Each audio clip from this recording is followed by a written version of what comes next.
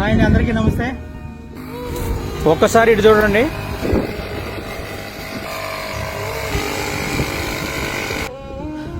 సిటీల్లో ఉద్యోగాలు చేసుకుంటూ కార్లలో బిల్డింగ్లో తిరిగే వాళ్ళకి, గొప్ప గొప్ప అధికారులకి అందరికీ నమస్తే అండి.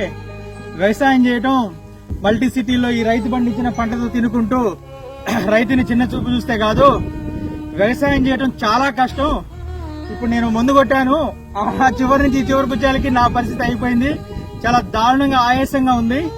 సో అతను పాపం ఇన్ని ఎకరాలకు కూడా ఒక్కడే మందు కొడుతున్నాడు. రైతు పడే కష్టాలు, మనం తల్లి గర్భం నుంచి బయటకు వచ్చేటప్పుడు ఆ పురిటి నొప్పులతో తల్లి పడే ఒక వేదన కూడా ఒకేలాగుంటాయి. ఆ రెండు కూడా ఆ పండిన పంటను చూసి ఆ రైతు ఆనందపడతాడు. అలాగే ఆ బిడ్డ బయటికి రాగానే ఆ తల్లి కూడా ఆ బిడ్డను చూసి ఆ నొప్పులని కూడా మర్చిపోతుంది. అంత గొప్ప విలువ ఉన్నది వ్యవసాయానికి.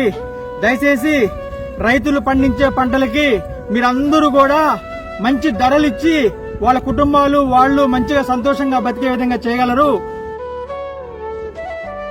అలా మందు కొడుతుంటే ఈజీగా వరిమడిలో నడుస్తున్నాడు అనుకుంటున్నారేమో, అంత ఈజీగా లేదు. ఆ వరిమడిలో కాలు పెట్టగానే ఇక్కడ మోకాలు లోతు వరకు ఆ బురదలో దిగబడిపోతున్నాయి. మళ్లీ కాలు తీసి ఇంకొక కాలు స్టెప్ వేయడానికి చాలా బలాన్ని సమకూర్చుకోవాల్సి వస్తుంది. అలా రోజుకి 1000 అడుగులు వేసి తన శక్తిని అంతా దారిపోస్తూ రైతు పంటలు పండిస్తుంటాడు.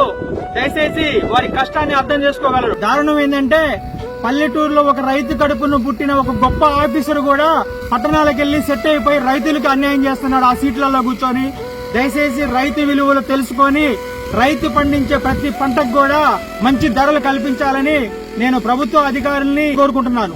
Thank you very much.